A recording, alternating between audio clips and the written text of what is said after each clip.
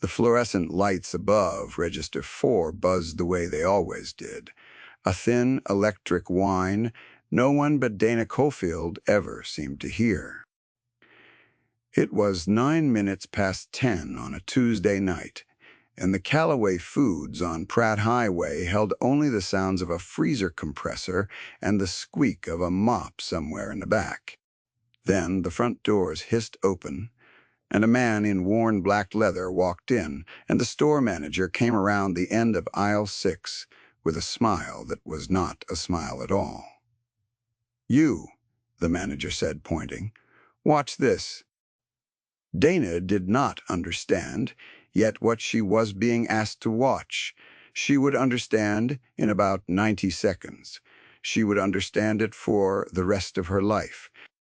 The man in leather was old, maybe 70, his beard the color of dirty snow, his hands swollen and spotted at the knuckles. He walked with a slow, rolling care that said his hips had carried more miles than most cars. On the back of his cut were patches Dana could not read from where she stood, faded white stitching on black, and a death's head insignia worn soft at the edges from decades of weather. He set a loaf of bread, a can of soup, and a small carton of milk on the belt. He counted coins from a worn vinyl pouch with the patience of a man who had counted them many times. The manager, whose name was Brett Hollis, leaned against the candy rack and folded his arms and waited. To understand what happened next, you have to go back 3 weeks to the morning Dana took the only job that would have her. She was 41 years old. She had spent 19 of those years married to a man who left her with a leaking roof, a stack of medical bills in her dead mother's name, and a credit history that read like a confession. The divorce had been final in March. By April, she had sold the second car. By May, she was standing in the cramped break room of the Callaway Foods on Pratt Highway, signing onboarding papers, while Brett Hollis explained the rules of his store in a voice that suggested he believed himself to be a much more important man than a night manager at a discount grocery. "We run tight here," he told her. "I notice things. I notice everything."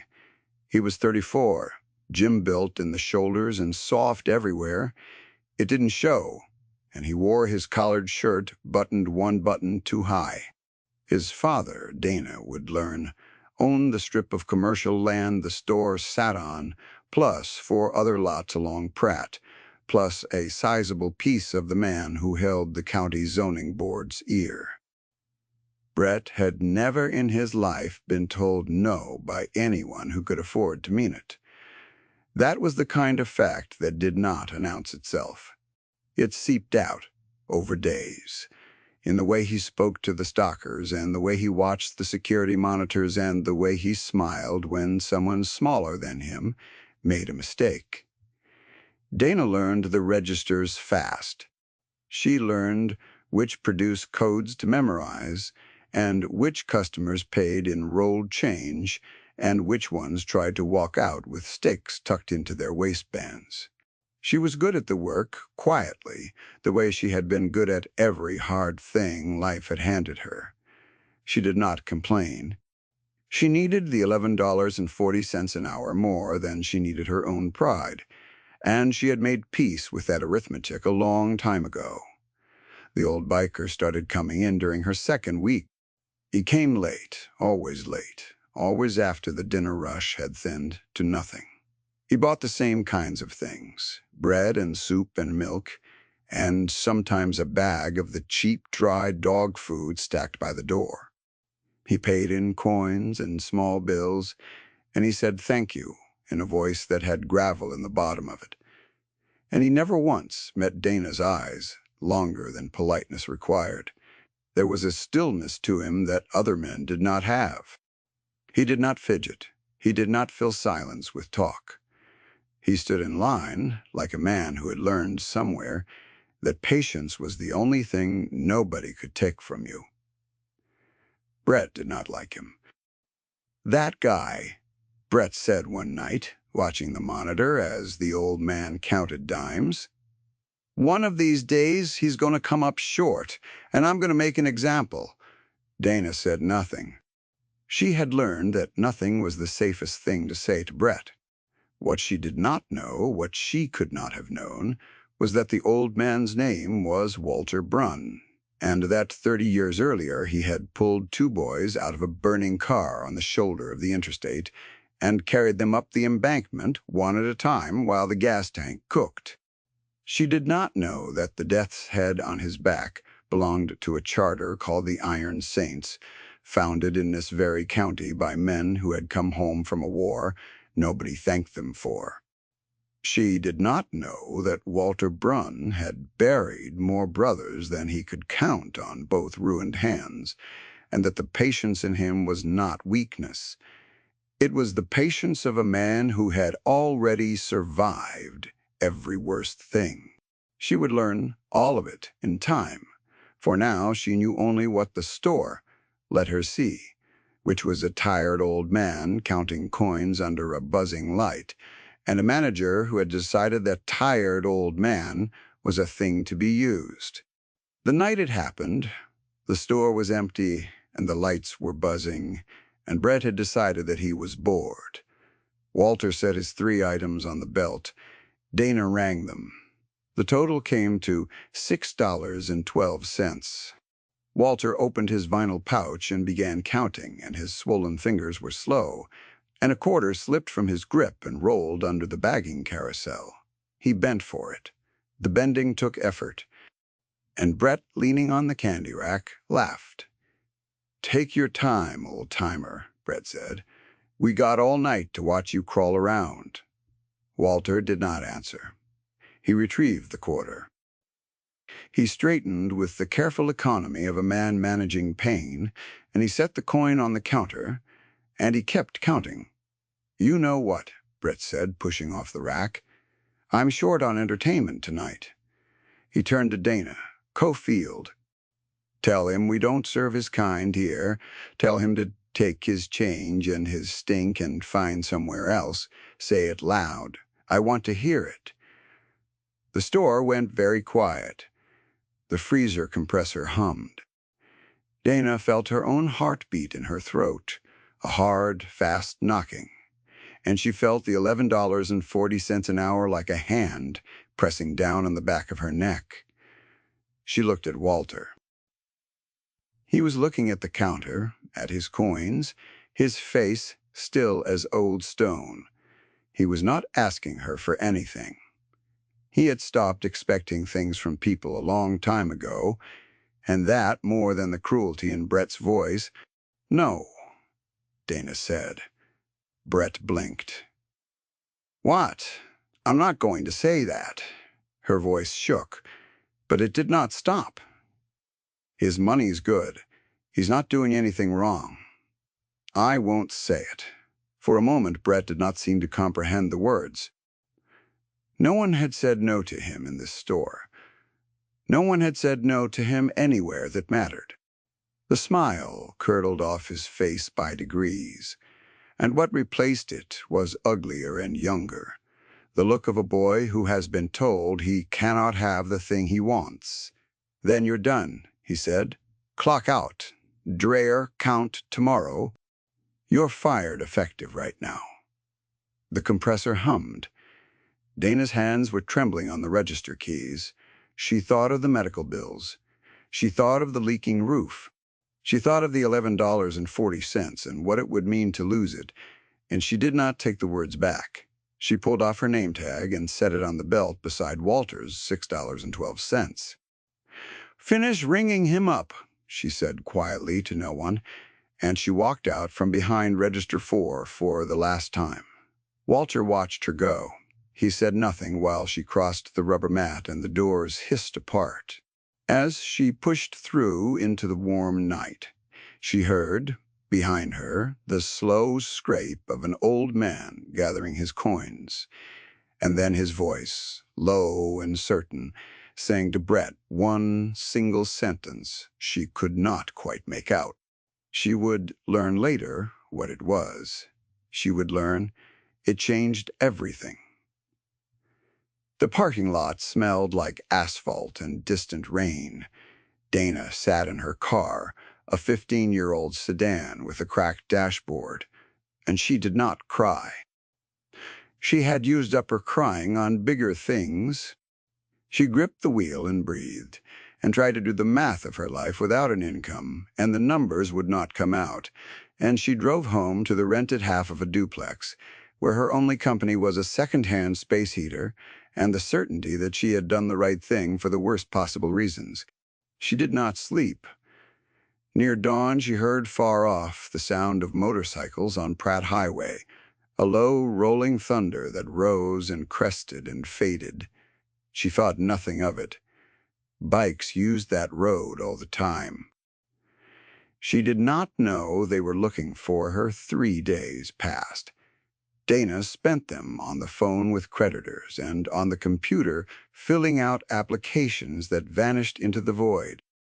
She had $1,100 in a checking account and rent due in 26 days. And the arithmetic of that did not improve no matter how many times she ran it. She ate from cans. She turned the heater off to save on the bill and wore her coat. Indoors, she did not regret what she had done, and yet regret and consequence are different animals, and the second one had teeth. On the second day, a woman from the regional office called about the application Dana had filed at a competing grocery across town. The woman was pleasant and brisk and asked the standard questions. And then she asked the one that mattered, why Dana had left her last position after only 3 weeks. Dana told the truth. She said she had been let go for refusing to insult a customer. There was a small pause on the line, the kind of pause that means a box is being checked somewhere, and the woman said they would be in touch. And they were not in touch. Dana understood the shape of it. A manager fired for cause was a story a hiring office could not see inside of, and the easy thing, the safe thing, was to move to the next name on the list. The world ran on the convenience of believing the worst about people who had no one to vouch for them. That night, she sat at her kitchen table under the single working bulb and laid her bills out in 2 stacks, the ones she could put off and the ones she could not, and she found that both stacks were taller than her account could answer. She thought about pride and what it had cost her, and whether a person was allowed to be proud of a decision that left her counting the same dollar twice.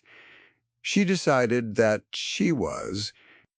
It was a small decision, and it warmed her about as much as the dead heater did, which was not at all, and still she held to it. On the 4th day, there was a knock at her door. She opened it on the chain. A man stood on her cracked concrete step, and the sight of him stopped the breath in her chest.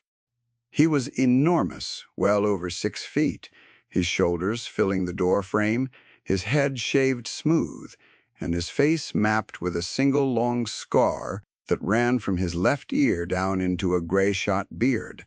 He wore the same black leather cut she had seen on the old man, the same death's head, but his patch read Sergeant at Arms in white stitching, and below it, Iron Saints.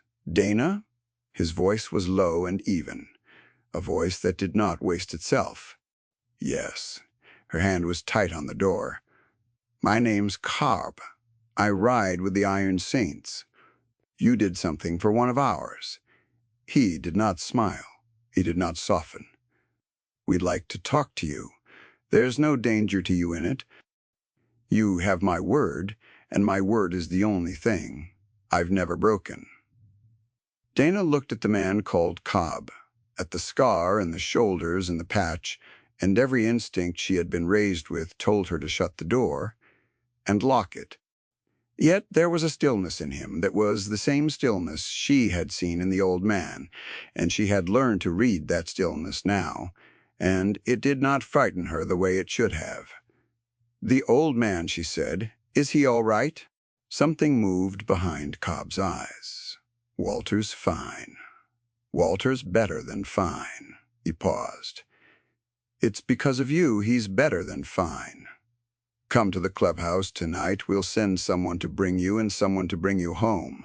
Nobody touches you. Nobody asks you for anything you don't want to give. She should have said no. Every sensible voice in her head said no. All right, Dana said.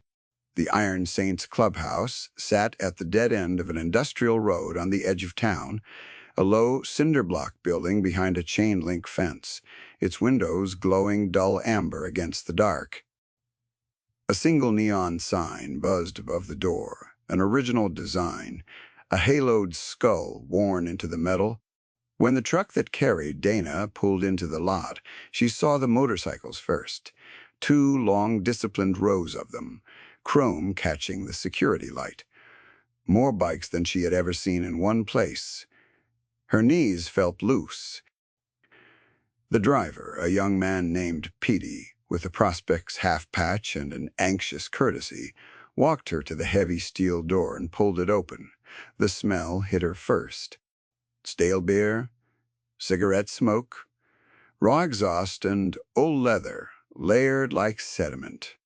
The room beyond was dim and warm, lit by bare Edison bulbs and the glow of a jukebox, and it was full of men in cuts, 20 or 30 of them, and every one of them turned to look at the small, plainly dressed woman standing in the doorway. The silence that swept through the room was immediate and suffocating. Dana stood in the threshold, dwarfed, her thrift store coat hanging off her shoulders, her heart hammering so hard she thought they must be able to hear it. She had walked into the most dangerous-looking room of her life, and she had no business being there, and she was about to learn that it was the safest place she had ever stood. At the back of the room, at the head of a long, scarred bar table, a man rose.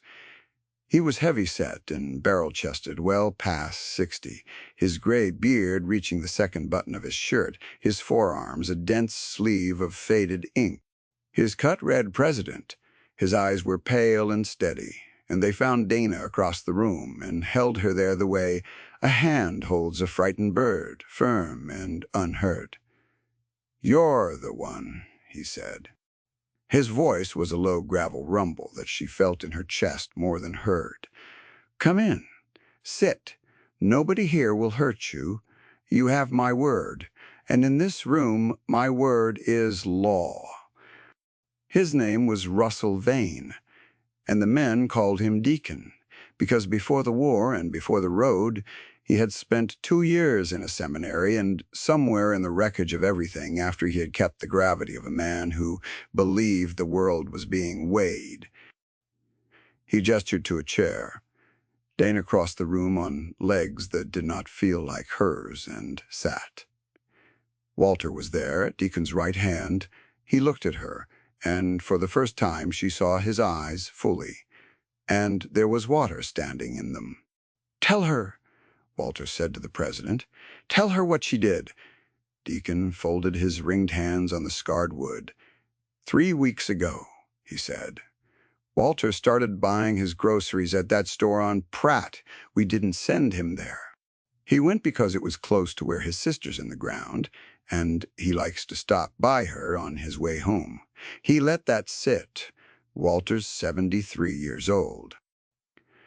He pulled 2 boys out of a fire on the interstate in 1994 and carried them up a hill while the car burned.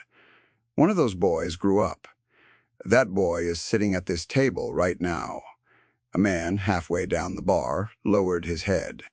"Walter doesn't ask for things," Deacon went on. "He's the proudest man I've ever known. And pride like that, it can look like nothing from the outside. So when a soft little tyrant decided to make a show of him, to make an old man crawl on the floor for the price of a can of soup, Walter took it. The way he's taken every other indignity this world's handed him, because that's what he does. He endures." The president's pale eyes moved to Dana. "And then a woman who'd never met him. who had everything to lose and nothing to gain, looked that tyrant in the face and said no. The room was utterly still. "You don't know what that is," Deacon said quietly, "to a man like Walter, to be defended by a stranger when your own dignity won't let you defend yourself. You gave him something back that the world's been taking from him for 50 years. And it cost you your job." "It's fine," Dana said. Her voice was small. "I'd do it again." "I know you would," said Deacon. "That's why you're here." He told her then what the single sentence had been, the one Walter spoke to Brett as Dana walked out the door. Walter had leaned across the counter, the old man said, and told the manager in a voice like a closing gate, "You just fired. The only honest person in this building, son. You're going to wish you hadn't." Brett had laughed at him. Of course he had. He had laughed at an old man counting dimes, and now he laughed at the threat, because Brett had spent his entire life learning that men like Walter could be laughed at without cost. He was about to learn otherwise, but the Iron Saints did not do what the world expected men like them to do. They did not ride to the Callaway Foods on Pratt Highway and break Brett in half. That was the story Brett himself believed, the story he was already telling the sheriff's deputy he golfed with, the story that had him jumping at engine noise and checking his locks twice. Well, the reality was colder and far worse for him, and it began with a young man named Sims. Sims was 26, narrow, quick-fingered, a laptop bag slung permanently across his cut. Among the Iron Saints, he was something between a son and a secret weapon. He had come back from his own war with a head that would not stop working, and hands that shook unless they were busy, and the club had given him purpose the official world never had. Sims did not break things with his fists. He found the truth and let the truth do the breaking. "Brett," Sims said 3 nights later, spreading printouts across the bar table, while Dana sat among the leather-clad men like a sparrow in a den of wolves who had, impossibly, decided she was one of them. 34. Manages the Pratt store. Daddy's Carl Hollis, owns the dirt under it, and 4 other lots besides. Carl's the interesting one. Deacon leaned in. Walter leaned in. Cobb stood at Dana's shoulder, arms crossed, a wall against the world. "Carl Hollis has been paying a man named Royce Tillman on the county zoning board," Sims said. "Has been for 6 years. Tillman pushes through variances Carl shouldn't get. Rezones, residential to commercial. Fast tracks Carl's permits while everybody else waits 18 months. In exchange, Carl leases Tillman a lake house for $1 a year. He laid down a photograph. Here's the lake house. Here's the lease. Here's the $1. That's a crime," Dana said. "That's a crime nobody investigates," Cobb said, "because Tillman sits on the board that approves the sheriff's substation budget, and the sheriff's a practical man." His voice did not change. "Official channels are a closed loop, Dana. They protect each other. That's not cynicism. That's just the map." Dana looked at the photographs. She looked at the men around the table, outlaws, every one of them, and she understood that she was sitting at the only court in the county that could not be bought. "What are you going to do?" she asked. Deacon answered, "Nothing illegal. That's the part the boy won't see coming." A grim humor moved under his beard. Brett's expecting fists. We're going to give him sunlight. They did not rush it. That was the discipline of the thing, the part that frightened Dana more than violence would have. Over the next 11 days, while Brett lost sleep waiting for an attack that never came, Sims assembled everything. Not just the lease and the $1. Bank records that a clerk Carl had once stiffed was happy to point toward a pattern of variances, mapped against a calendar of payments, laid out so plainly a child could follow it. The name of a journalist, 2 counties over, who had been trying to get anyone on record about Royce Tillman for 2 years, and had run into the same wall every time. And then there was the second thing, the thing the club had not known it was looking for until they went looking. Brett had a habit. He liked to humiliate. Dana had not been the first cashier he had ordered to debase a customer, and the old man had not been the first target. There had been others fired the same way, scattered to the wind because they had no one and nothing, and no way to fight a man whose father owned the ground. Sims found 4 of them. He found the ex-docker Brett had made cry on the loading dock for the amusement of a vendor. He found the teenager Brett had accused of theft on camera, no evidence, just cruelty. A kid who'd lost a college reference over it.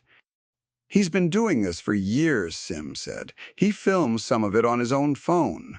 For laughs, his jaw was tight.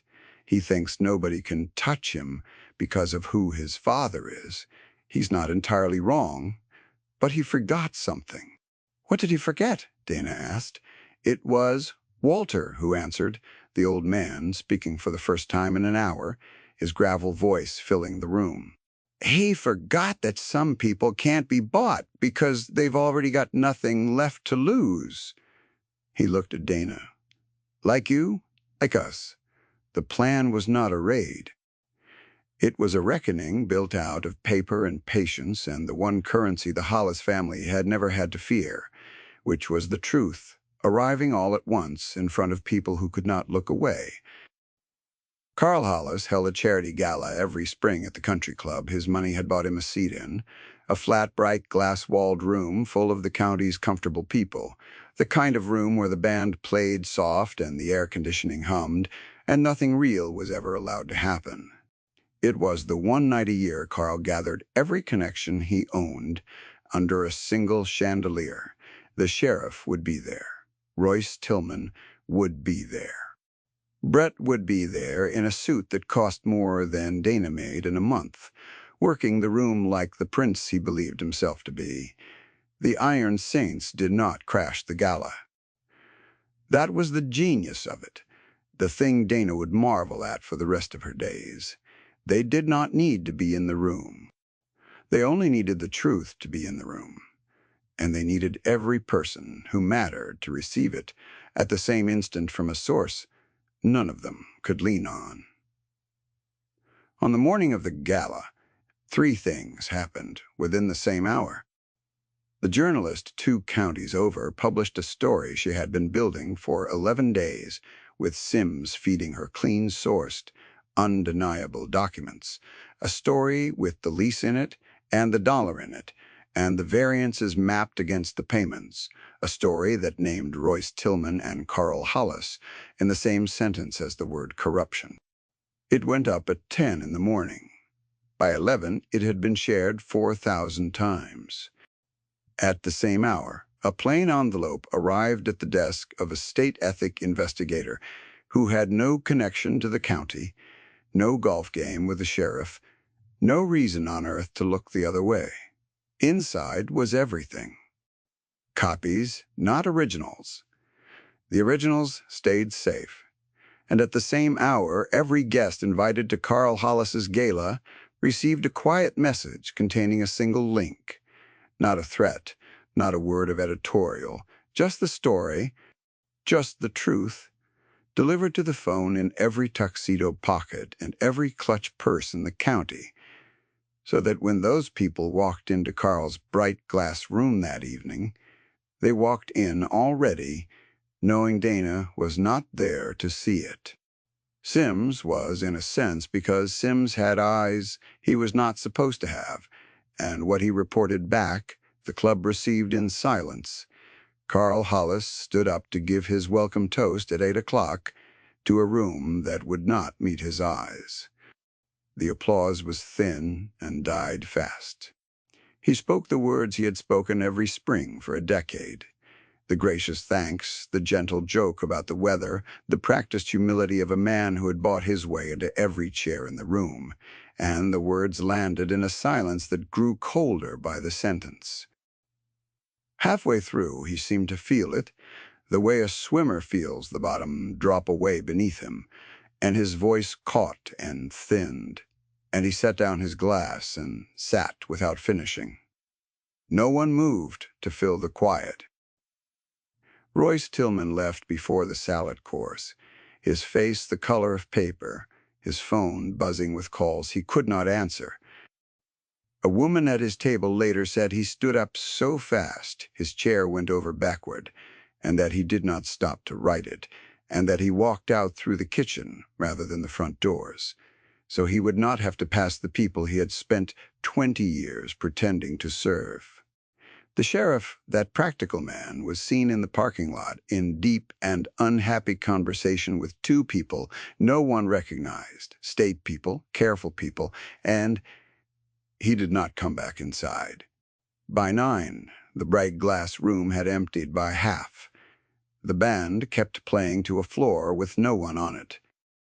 By 10, Carl Hollis was alone at the head table with a glass of scotch and the dawning understanding that the connections he had spent 30 years buying had all, at the first scent of fire, decided they did not know him, and Brett had spent the gala the way he spent every public event performing, until somewhere around the salad course he noticed that people were looking at him the way you look at something on the bottom of your shoe.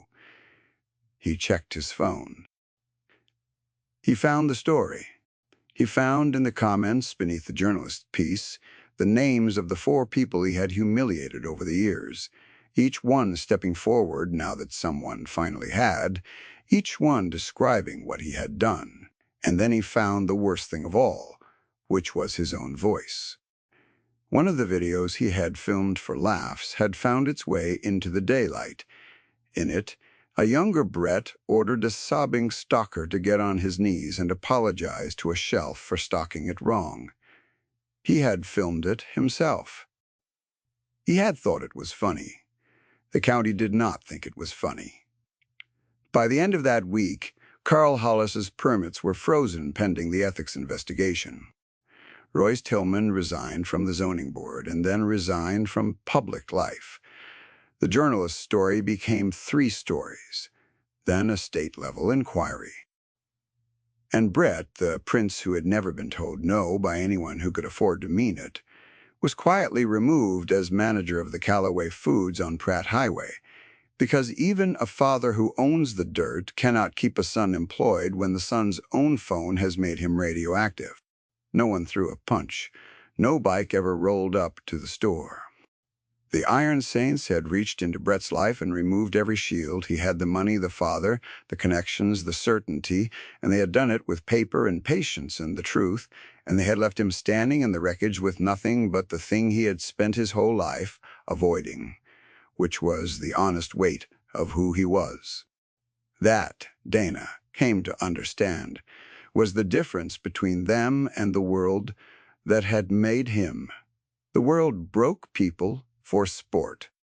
The Iron Saints broke a man for cause surgically, completely, and they did it without ever laying a hand on him. There is a thing that happens to a person who has spent her whole life being small in other people's eyes when she is suddenly seen. It does not feel like triumph. It feels like vertigo, like missing a stair in the dark. Dana spent those weeks in a state she could not name, brought into the clubhouse most evenings, fed from the club's own kitchen by a cook named Marisol, who pressed second helpings on her like a grandmother, watched over by Cobb, who said little and missed nothing, sat beside by Walter, who had taken to saving her the good chair. She kept waiting for the bill to come. In her experience, kindness was alone, and the interest was always cruel. It was Deacon who saw it. The way she flinched when offered things, the way she ate fast, like food might be taken, the way she said, "Thank you," too many times. "You're waiting for us to ask you for something," he said one night. the two of them alone at the bar table while the jukebox played low. It was not a question. "People don't do this," Dana said. "Not for free, not for me." Deacon was quiet a long moment. Then he reached under the bar and set something on the scarred wood between them. It was a patch, not a member's patch, not a cut. A small embroidered square, the haloed skull, and beneath it a single word. Family. "We had it made," he said. "It's not a rank. You're not a member. Women don't ride in our charter, and that's an old argument I won't bore you with. But there's a thing older than membership, and it's this." He touched the patch with one ringed finger. "You're under our roof now. You're ours to look after. Anybody in this county lays a hand on you, or a word or a bill you can't pay, it becomes our concern. That's not a loan, Dana. There's no interest. We don't work that way. You did right by one of ours when it cost you everything, and now you're one of ours. That's the whole arithmetic." Dana looked at the small square of cloth and the words stitched into it, and the thing she had been holding back for 3 weeks, for 19 years, for her whole hard life, finally broke loose, and she did not cry the way she had braced to. She breathed out. It was the kind of breath you take when you have been carrying something for so long you forgot it was heavy, and someone finally takes the other end. "There's a thing we'd ask," Deacon said. "But it's not the bill you're afraid of." A rare warmth crossed his weathered face. "Marisol's getting on. The kitchen's more than she can run alone. There's a wage in it. An honest one, more than that. Store paid you.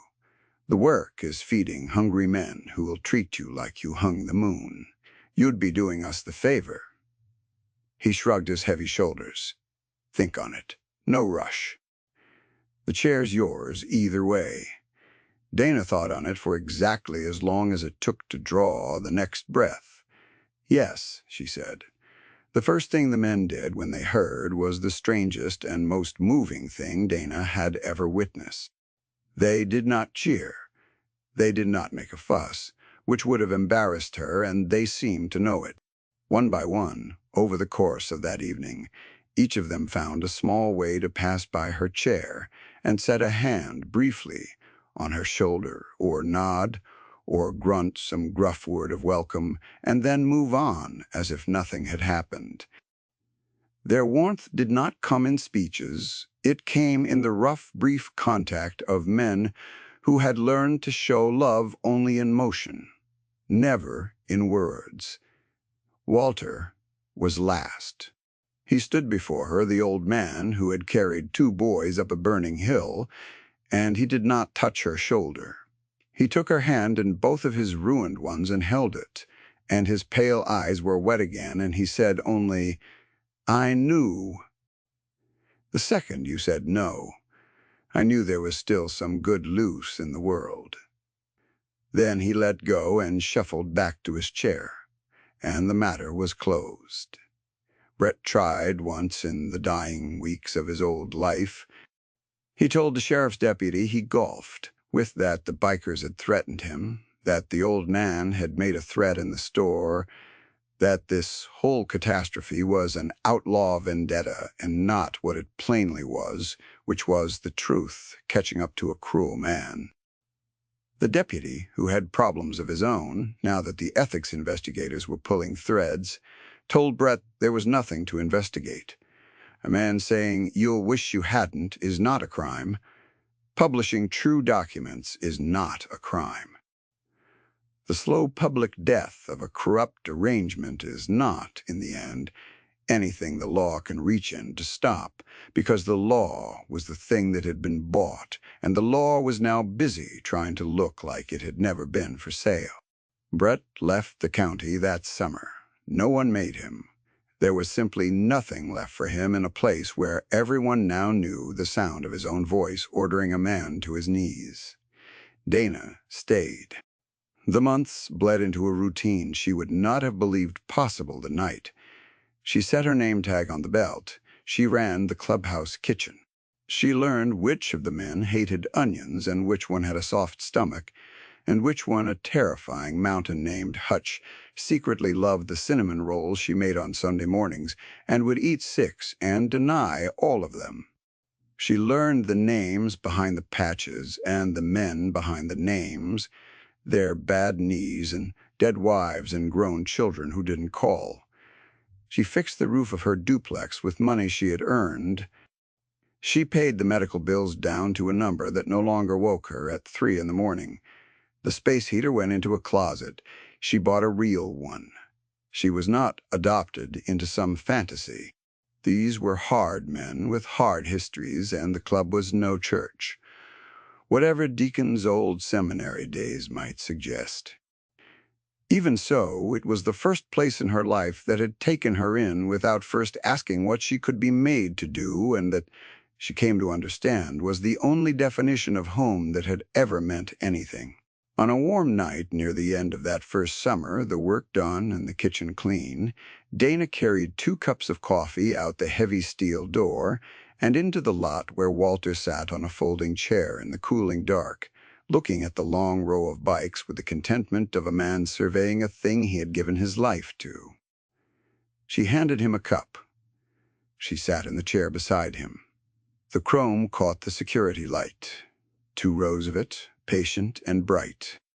Somewhere down Pratt Highway an engine turned over, and another, the sound rising and rolling the way it had, the night she could not sleep, except now she knew the sound, and the sound knew her, and there was nothing in it to fear. "You hear that?" Walter said. He did not look at her. He was smiling into the dark. Most people, they hear that, and they lock their doors. Dana wrapped both hands around the warm cup and listened to the engines roll out into the night that no longer felt like a threat, and for the first time in longer than she could remember, she did not do the arithmetic of her life. There was nothing to count. The ledger was clear. She was exactly where she was supposed to be, and the bread was rising for the morning, and the men would come in hungry, and she would feed them. "Not me," she said, "not anymore." If this story moved something in you, if it reminded you that one small refusal to be cruel can echo further than you'll ever know, take a moment to like this video and share it with someone who needs to remember that the world still has good loose in it. Subscribe to stay with these stories, and the next time you're given the chance to say no to cruelty, even when it costs you, remember Donna Caulfield and say it anyway.